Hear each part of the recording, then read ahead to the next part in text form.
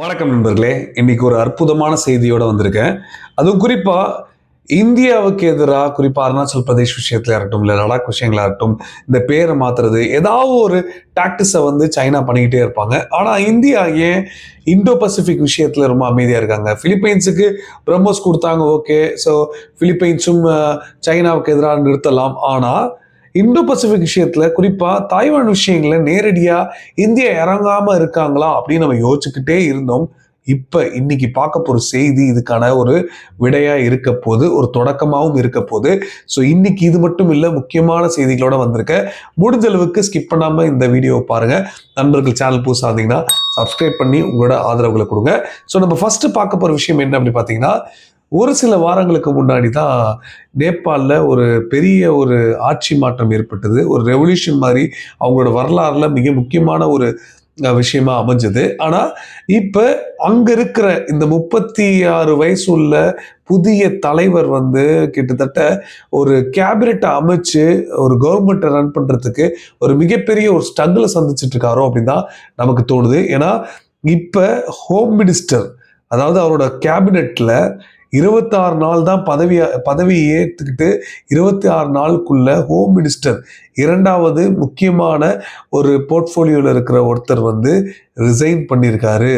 So ஏன் resign பண்ணியிருக்காரு எப்படின்றதுக்கு முன்னாடி இப்ப அவங்களோட பார்லிமெண்ட் செஷன்ல பிரசிடென்ட், நேபாள் பிரசிடென்ட் அந்த பார்லிமெண்ட் ரெண்டு பார்லிமெண்ட் செஷனையுமே சஸ்பெண்ட் பண்ணிட்டாங்க அப்படின்னு சொல்லப்படுது. இந்த டெவலப்மெண்ட்ஸுக்கான முக்கியமான காரணம் என்னன்னா, இந்த ஹோம் மினிஸ்டர் ரெசிக்னேஷன், சுடன் குராங்ன்றவரோட ரெசிக்னேஷன் ரொம்ப முக்கியத்துவமாக இருந்திருக்கு. 2 தினங்களுக்கு முன்னாடி அவர் பண்ணியிருக்காரு. 26 நாள்ல இது பண்ணனால இப்ப மணி லாண்டரிங் இன்வெஸ்டிகேஷன் ஒருவேளை இருக்கும். இவரோட பிசினஸ் டீலிங் வச்சு இதையும் அதையும் கோத்து பார்த்தனால அவருக்கு ஒரு கெட்ட பேர் ஏற்பட்டிருக்குன்னு இப்ப ரிசைன் பண்ணியிருக்காரு சொல்லப்படுது. ஸோ பார்லிமெண்ட் சஸ்பெண்ட் ஏற்பட்டாலும் இப்ப கேபினெட்ல ஒரு டர்புலன்ஸ் இருக்கு. ஏன்னா இவர் 2வது அமைச்சர். ஸோ தொடர்ந்து இந்த மாதிரியான லேபர் மினிஸ்டர் போனாரு, அதுக்கப்புறம் திருப்பி இப்ப இவர் போறாரு. இந்த மாதிரியான விஷயங்கள்னால நெப்போட்டிசம், அதுக்கப்புறம் இன்னும் மற்ற இந்த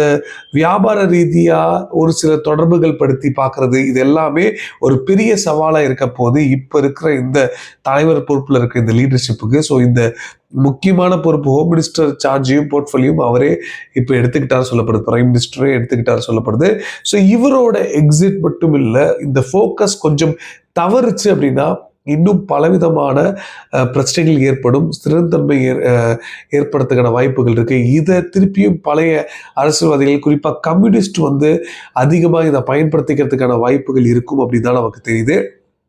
ஸோ இதை நான் முதல்ல சொல்லணும்னு நினைச்சேன். இது தொடர்ந்து இப்போ ஈரானும் யூஎஸும் மறுபடியும் 2வது கட்ட பேச்சுவார்த்தைகள் இன்னைக்கு இப்போ நம்ம பேசிட்டு இருக்கும்போது பாகிஸ்தான்ல நடக்குது. ஸோ ஜேடி வேன்ஸோட தலைமையில் இருக்க 2 முக்கியமான தூதர்களும் இதுல கலந்துக்க போறாங்க சொல்லப்படுது. ஸோ இந்த பேச்சுவார்த்தைகள் முதல் கட்ட பேச்சுவார்த்தைகளோட இது கொஞ்சம் மாறுபட்டு இருக்கும் அப்படின்னு சொல்றாங்க. இதுக்கான காரணம் என்ன சொல்றாங்கன்னா, அவங்களோட அஜெண்டால முக்கியமான 5 அம்சங்கள் இருக்கு. ஸோ நம்ம ஏற்கனவே பார்த்த மாதிரி நியூக்ளியரும் யுரேனியம் என்ரிச் பண்ணக்கூடாது. இனிமேல் அதை எந்த ஒரு வகையிலையும் அதை அதிகப்படுத்தவோ இல்லை செயல்படுத்தவோ கூடாது, மொத்தமா அழிச்சிட்டு போகணும். ஜீரோ என்ரிச்மெண்ட் பாலிசியை கடைபிடிக்கணும்ன்றதான் யூஎஸோட முதல் கோரிக்கை. ஸோ இது மட்டும் இல்லாம இவங்களோட இந்த அஜெண்டால என்ன போட்டிருக்காங்கன்னா, 3 மெயின் நியூக்ளியர் சைட்டான ஃபோர்டவுனு, நாட்டாஸு, அதுக்கப்புறம் இஸ்காஃபான், ஸோ இந்த 3 இடத்தையும் இழுத்து மூடணும் அப்படின்னு சொல்லியிருக்காங்க. ஆனால் ஈரான் தரப்புல ரைட் டு என்ரிச், எங்களுக்கு ரைட்ஸ் இருக்கு, நாங்கள் என்ரிச் பண்றதுக்கு, நாங்கள் டெவலப் பண்றதுக்கு எங்களுக்கு உரிமை இருக்கு அப்படின்னு அவங்க சொல்லிட்டு இருக்காங்க. ஆனால் இப்போ ஒரு சிக்னல் காமிச்சிருக்காங்க, ஒரு கிரீன் சிக்னல் ஈரான் காமிச்சுக்கிறதா சொல்றாங்க. ஸோ லெவல் ஆஃப் என்ரிச்மெண்ட்டை வேணா ஒரு நெகோசியேஷன் பேச்சுவார்த்தைகள் மூலமா வச்சுக்கலாம், எந்த அளவுக்கு நாங்கள் ஓரளவுக்காவது வச்சிருக்கணும் அப்படின்றத விட வச்சிருக்கலாம் அப்படின்னு இப்போ ஈரான் தரப்புல சொல்லிட்டு தான் சொல்றாங்க. 2வது பார்த்தீங்கன்னா ஸ்டேட் ஆஃப் ஹார்முஸ். ஸோ இது மறுபடியும் நீங்க ரீஓப்பன் பண்ணி தான் ஆகணும். இது எந்த ஒரு காம்ப்ரமைஸும் இல்லை. இன்டர்நேஷனல் ரெகனேஷன் கொண்ட எல்லாமே காம்ப்ரமைஸ் இல்லாமல் ஃப்ரீ ஃப்ளோவா அந்த இடம் டிராவல் பண்ணணும் அப்படின்னு சொல்லியிருக்காங்க. செக்யூரிட்டி அரேஞ்ச்மெண்ட்லேருந்து எல்லா நியூ மரிடைம் செக்யூரிட்டி அரேஞ்ச்மெண்ட் கொண்டு வரணும்ன்றத தெரிவிச்சிருக்காங்க யூஎஸ் தரப்புல. இது மட்டும் இல்லை, ரீஜனல் கான்ஃப்ளிக்ட், ப்ராக்சிஸ், இந்த விஷயத்துல ரொம்ப தெளிவா இருக்காங்க யூஎஸ். எல்லாம் 15 பாயிண்ட்ஸ் இதுல இருக்கு. ஈரான் வந்து ஹெஸ்புல்லா, அமாஸ் போன்ற அமைப்புகளுக்கு ஆதரவுகள் தெரிவிக்கக்கூடாது. இது மட்டும் இல்லை, இன்னும் குட்டி குட்டி கிளர்ச்சி அமைப்புகளுக்கும் ஆதரவுகள் தெரிவிக்கக்கூடாது அப்படின்ற விஷயங்களை வந்து சொல்லியிருக்கிறதா சொல்றாங்க. இதோட 4வது பாயிண்ட் பார்த்தீங்கன்னா sanctions and frozen asset. So ஒட்டுமொத்த தடை செய்யப்பட்ட விஷயங்கள், அதே மாதிரி அவங்களோட சொத்துக்களை வந்து முடக்கின விஷயங்களுக்கு டிஸ்கஷன் இருக்க போது சொல்லியிருக்காங்க. ஈரானுக்கு தான் இது வந்து ஒரு பெரிய பாதிப்பு. ஏன்னா அவங்களோட ஃபண்ட்ஸ், அந்த பணத்தை கூட ஃப்ரீஸ் பண்ணி வச்சிருக்காங்க அமெரிக்கா. இதை ரிலீஸ் பண்றதுக்கான பேச்சுவார்த்தைகள் இருக்கும்னு சொல்றாங்க. கடைசியா பார்த்தீங்கன்னா ரீஜனல் ஃப்ரேம் ஒர்க். ஸோ இந்த பிராந்தியத்தில் எப்படி இந்த பாதுகாப்பு சம்பந்தப்பட்ட விஷயங்களை செயல்படுத்தலாம், எந்த ஒரு எஸ்கலேஷனும் ஆகாமல் எப்படி செயல்படுத்தணும், லாங் டேர்ம் ஸ்டெபிலிட்டியை வந்து எப்படி கொண்டு வரணுன்றதுல யூஎஸும் அதே மாதிரி அவங்களோட கூட்டணி நாடுகள் ரொம்ப தெளிவாக இருக்காங்க. ஸோ இதை எப்படி செயல்படுத்துவாங்க அப்படின்றது தான் நமக்கு பொறுத்திருந்து பார்க்க வேண்டிய ஒரு கட்டாயம் ஏற்பட்டிருக்கு. ஸோ இந்த பேச்சுவார்த்தைகள் தோல்வியை சந்திச்சுன்னா நம்ம எல்லாருக்குமே தெரியும் ட்ரம்ப் அவர்கள் எப்படி ஒரு உச்சக்கட்ட எச்சரிக்கைகள் விட்டார்னு. ஆனால் அவர் கண்டிப்பாக சொன்னால் செஞ்சிருவார். ஆனால் அது தோல்வியா இல்லை அது அமெரிக்காவுக்கு சாதகமாக அமையுமா, சக்ஸஸா இல்லை ஃபெயிலியரான்றது தான் நமக்கு $1,000,000,000 கொஸ்டின். அதை நம்ம பொறுத்து தான் பார்க்கணும். இதை தொடர்ந்து இப்போதான் ரொம்ப முக்கியமான ஒரு விஷயத்துக்கு வரப்போகிறோம். அதனால் தயவு செய்து ஸ்கிப் பண்ண. தாய்வானை பொறுத்தளவு இந்தியா ரொம்ப தெளிவான ஒரு நிலைப்பாடுகள் கரெக்டாக பட்டும் படாமல் தான் செயல்படுத்திக்கிட்டு இருந்தாங்க 2020க்கு முன்னாடி வரைக்கும். ஏன்னா இது எப்போ எல்லை பிரச்சனைகள் அதிகரிக்க ஆரம்பிச்சதோ, செமிகண்டக்டர்ஸில் தாய்வான் பார்ட்னர்ஷிப் அதிகமாக வந்து ஈடுபட ஆரம்பிச்சிட்டாங்க. அதே மாதிரி மற்ற விஷயங்களையும் தாய்வானோட ரொம்ப நெருக்கமாக செயல்பட ஆரம்பிச்சிட்டாங்க. ஸோ இந்தோ பசிபிக் ஸ்ட்ராட்டஜியில் இந்தியா வந்து ரொம்ப அதிகமாக கவனம் செலுத்தலை அப்படின்னு நம்ம பார்த்துக்கிட்டு இருக்கோம் அப்படின்னா அது கண்டிப்பாக இல்லை, அது தவறு அப்படின்ற மாதிரி இன்னைக்கு இந்தியா வந்து என்ன சொல்லியிருக்காங்க அப்படி பார்த்தீங்கன்னா, தாய்வான் வந்து நீர்மூழ்கி கப்பல், அதாவது ஹைகோன் கிளாஸ் இண்டிஜினியஸ் சப்மரைன் ப்ரோக்ராம் வந்து நடத்திக்கிட்டு இருக்காங்க. ஸோ இந்த இண்டஸ்ட்ரியல் சப்போர்ட், நீர்மூழ்கி கப்பல் உள்நாட்டிலேயே தயாரிக்கணும், யாரையும் நம்பக்கூடாது அப்படின்னு இதுக்கான வேலைகள் பண்றாங்க. இதுக்கு டொரண்டோ வந்து எல்லாமே வந்து ஆயுதங்கள் கொடுத்து அமெரிக்கா உதவினாலும் இப்போதைக்கு அவங்க இந்த சப்மரைன்ஸை நாங்களே சொந்தமாக தயாரிச்சுக்கிறோம் சொல்றாங்க.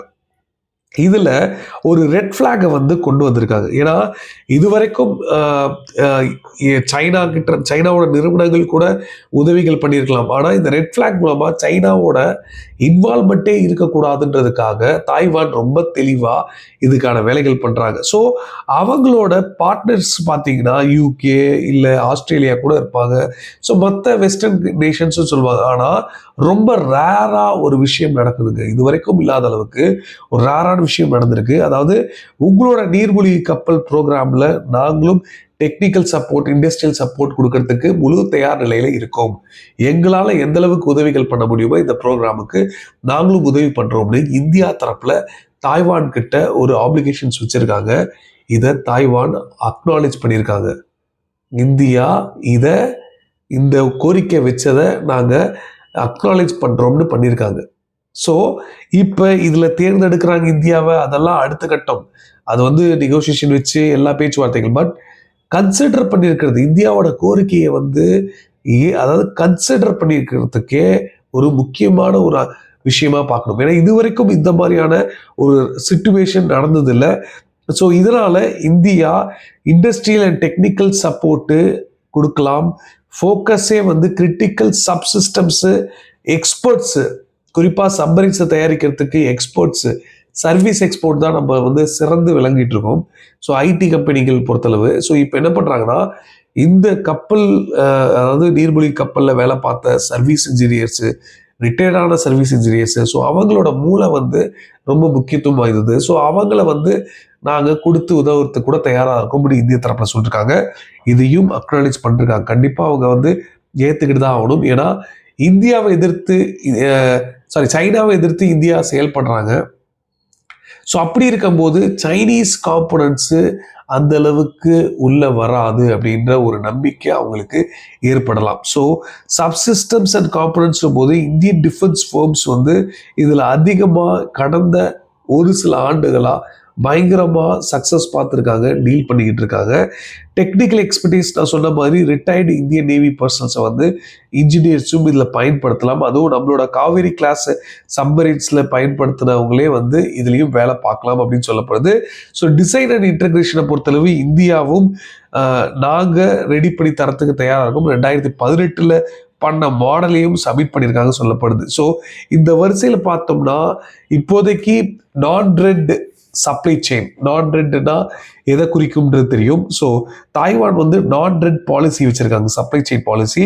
ஸோ இதனால சைனீஸ் இன்ஃப்ளூயன்ஸ் இல்லாத இண்டஸ்ட்ரீஸ் கிட்ட இருந்து டைஅப் வச்சுக்கணுன்றதுக்கான வேலைகள் பண்றாங்க. ஸோ இது கண்டிப்பா இந்தியாவுக்கு சாதகமான ஒரு சூழ்நிலைகளை அமைச்சு கொடுக்கும். கண்டிப்பா இது ஒரு முக்கியமான ஒரு தருணமா இருக்க போது. நீங்க என்ன நினைக்கிறீங்க அப்படின்றத மறக்காம கீழே கமெண்ட்ல சொல்லுங்க. ஸோ கடைசி வரைக்கும் பார்த்தமைக்கு ஒரு மிகப்பெரிய ஒரு நன்றி. தொடர்ந்து உங்களோட ஆதரவுகள் கொடுங்க. இந்த நிமிஷம் எங்க பார்த்துட்டு இருக்கீங்கன்னா ப்ளீஸ் சப்ஸ்கிரைப் பண்ணி உங்களோட ஆதரவுகளை கொடுங்க. இன்ஸ்டாகிராம் லிங்க் கொடுத்துருக்கேன், நீங்க டேரக்டாக மெசேஜ் பண்ணா கூட மெசேஜ் பண்ணுங்க, நான் முடிஞ்ச அளவுக்கு ரிப்ளை பண்ணிட்டு தான் இருக்கேன். கடைசி வரைக்கும் பார்த்தமைக்கு நன்றி. ஜெய் ஹிந்த்.